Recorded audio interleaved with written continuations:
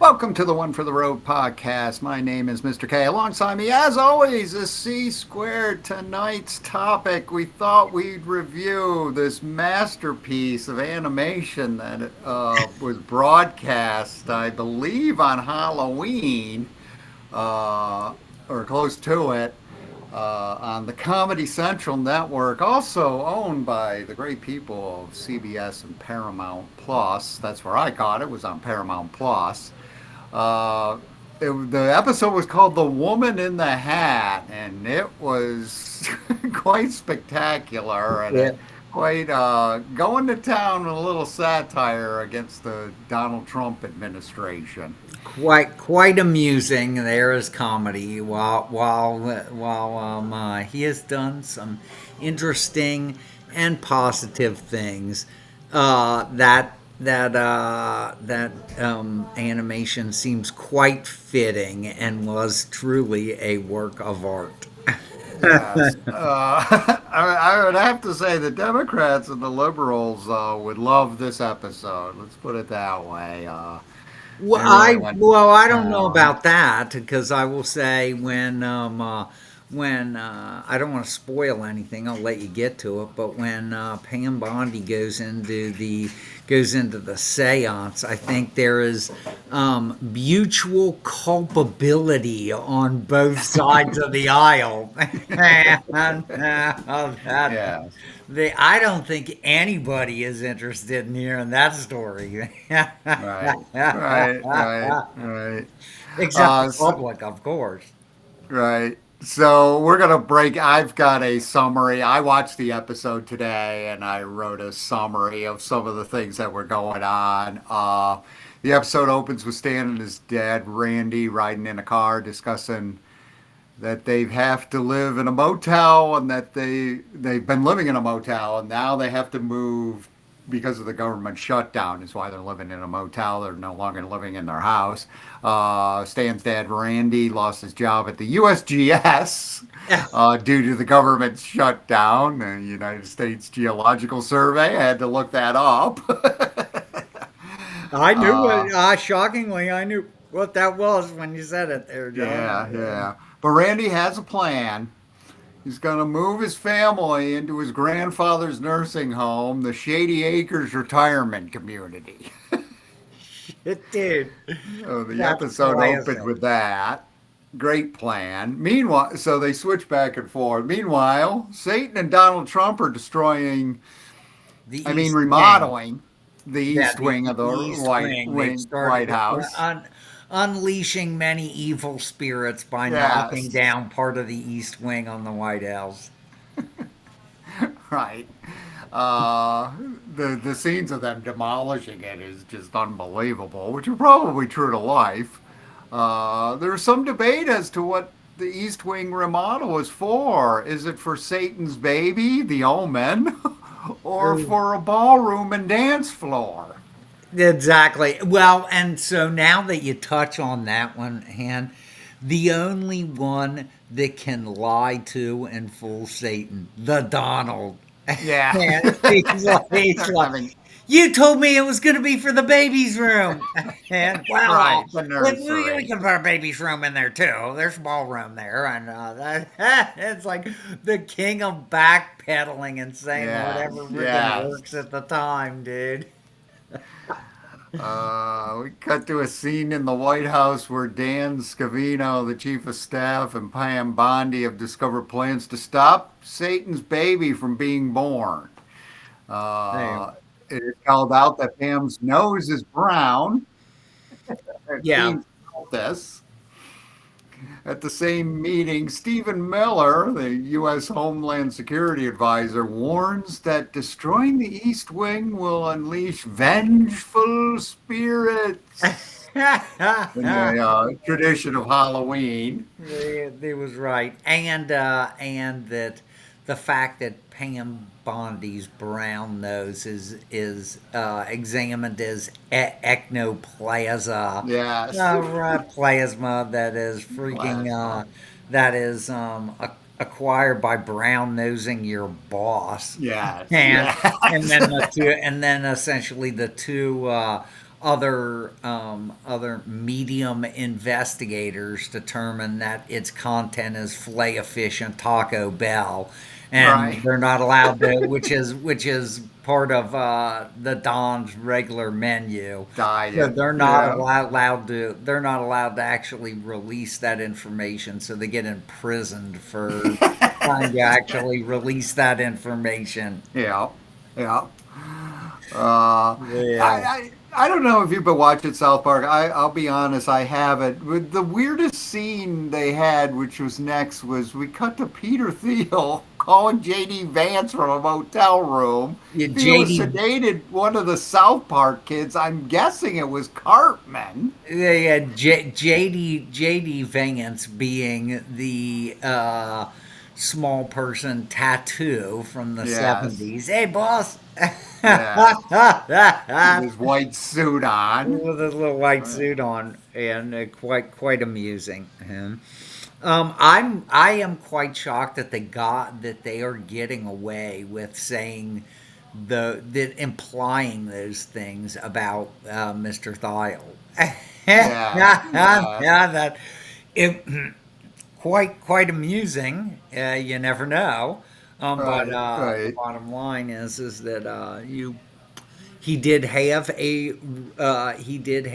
brief relationship with Mr. Epstein, as many tech companies did. So Right. that's why I think that played in there, and and so. But it is funny that JD is just a spy for Peter Thiel. Right, right. Well, I didn't know this. I had to look this up that once worked for Thiel. Yes, right. And then he funded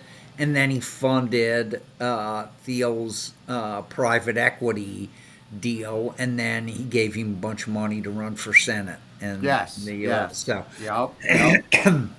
he is quite tied to that ship, Yes, and yes. Lots of right, interesting relationships going on. The yeah, government's full endorsement of Palantir to be the database of everything, and yeah, one right. of Thiel's many holdings, let's put it that way. Yeah, yeah, Uh, but they didn't play just because of that relationship. They didn't play into the actual CEO of that operation, the creepy Alex Karp dude. yeah. Yeah, it was You're making appearance doesn't in need to the be South Park. animated. He's super creepy in real life. Well, some of the guys we'll discuss later on is Yeah. just, I mean, the Stephen Miller is like portrayed like, like a lurch character or like an evil butler or like almost like a Peter Lorre. That's hilarious. And Uh, I forget the and other then thing I was going to say. of course, they do go into the seance led by Yes. Pam Bondi, and she starts to channel Epstein, and then basically the Don's like, okay, that's enough of that. Yeah, yeah. Stop the seance Okay, ends. stop that.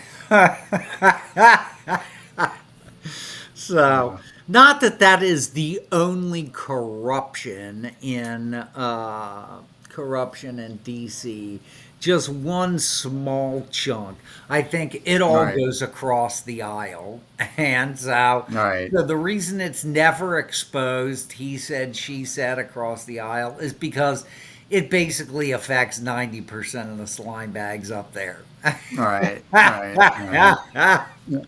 That goes back to something you've always said is like Donald Trump's promise to drain the swamp. It's like, yeah. It, I mean, it is just what is it? Congressman Tim from Tennessee. What's his last name? Burchell or I can't recall, but anyway, has basically he spilled the beans and basically said, dude, it is a two-party system of complete and utter corruption. As soon as you arrive in that town, if you've been elected to be a dog catcher, your party, it essentially brings you across the street from wherever your post is, and opens the kimono on how the criminality actually works, man. Right. And what a coincidence! It's the same exact speech from the DNC or the GOP, Right. and Right. it's like this is how the criminal operation operates underneath the covers. How far would you like to go in this criminal operation? Right. Right. And this brings me back to my point about Thiel. I mean, Thiel is based. I mean, you can dispute this if you want, but I'll state this. Thiel's just borrowing from the George Soros playbook and doing it for the Republicans. I mean, he's funded like 32 Republican elections. Yeah, and uh, I don't really have as much problem with him putting some money into elections as I do the actual product, the Palantir Right. delivers, Right. because it's dangerous no matter who's operating it. Right. Right. and Right. and in 8 years from now, you have no idea who will be operating that thing. Right. And Right. Oh so yeah. there, Yeah. so there you go. Might And even be 3 years from aspect, now. and it appears to be you essentially get in there and to win a bunch of business from the government, Yeah. and Yeah. so that apparently is the plan, and that Right. seems to be working well for many companies. And Yes. seeing as Yes. how it worked for the military industrial complex for many, Mm. many Oh, decades. And especially lately. Yes. you look at that and say, gee, many Christmas.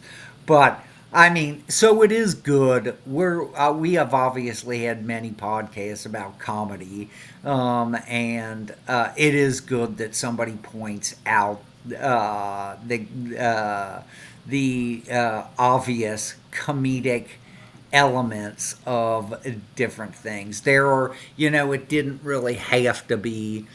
I could have wrote 1,000 scripts about different comedic things that were happening in DC. That just happened to be one of them. Right. And, Right. Right. it's like you could go down. Almost anything that happens up there is a tragic comedy. Right. you Right. know, Right. Right. uh, Yeah, it's just really, really good comedic writing, really good use of satire. The episode continues with Vance fears that Bondi is after his job. We cut to Shady Acres retirement community where two of Stan's friends, Kenny and Kyle, visit him. Stan voices frustration that Southpark sucks due to the political climate and is broken and going nowhere. should we go into the one of the greatest ironies of the piece, and Sure. where they launched the crypto coin? Yes, yes. Okay, so coming up. So, since South Park sucks, they launched the South Park sucks crypto coin to rival the Don getting into office and having Don Jr.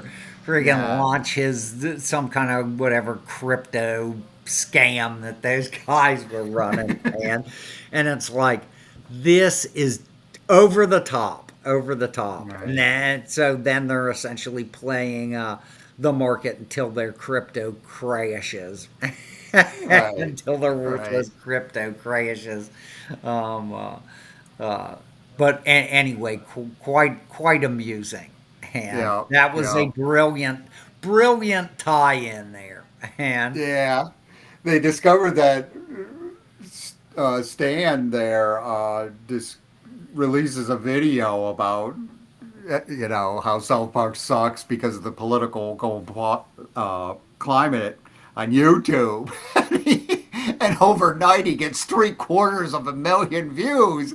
So he's like, well, now we got to parlay into phase two. And phase two is to sell crypto. isn't that hilarious? Like you had stated, to sell the crypto and just, Oh my god, dude. run it up and then have it die and they walk away with all the money.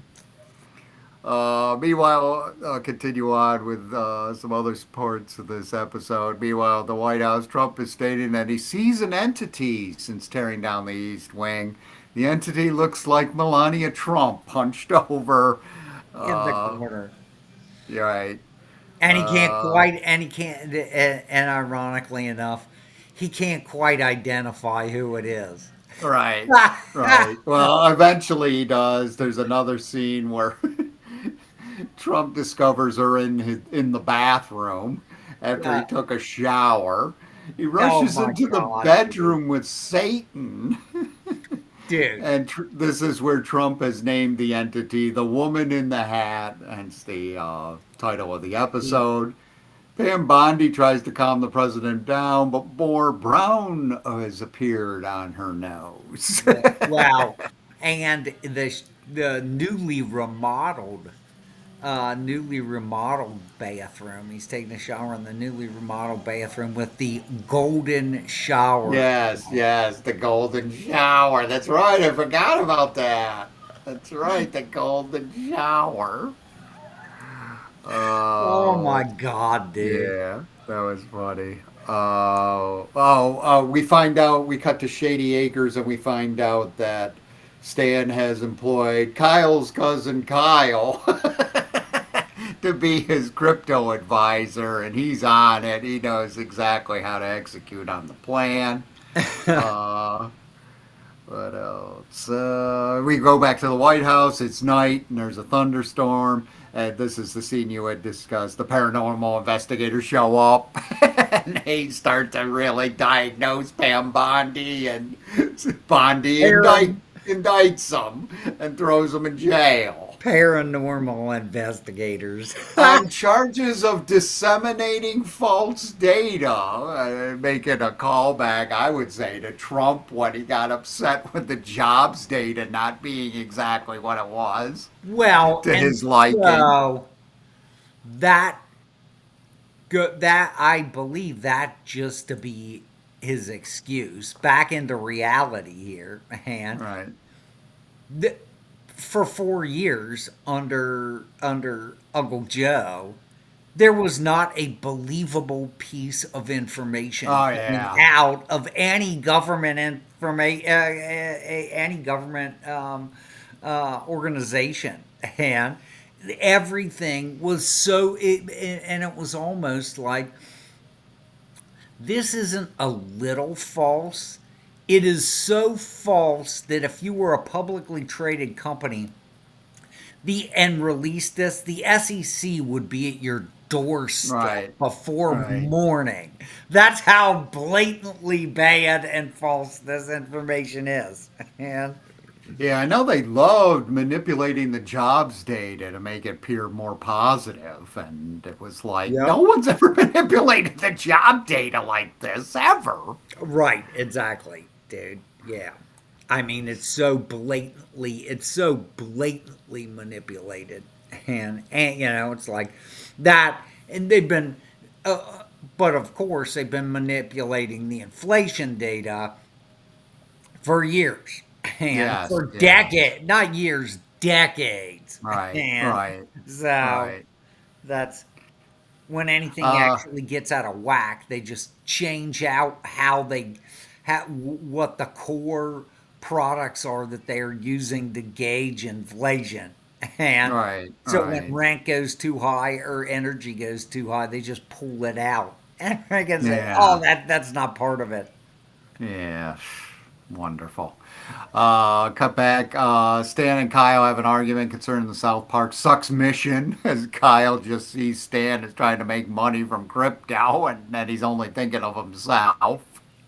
Uh, we cut to Kyle's cousin Kyle has arrived at the White House. Kyle informs Steve Miller he's there to meet Don Jr. so he can put the official stamp on the South Park Sucks cryptocurrency.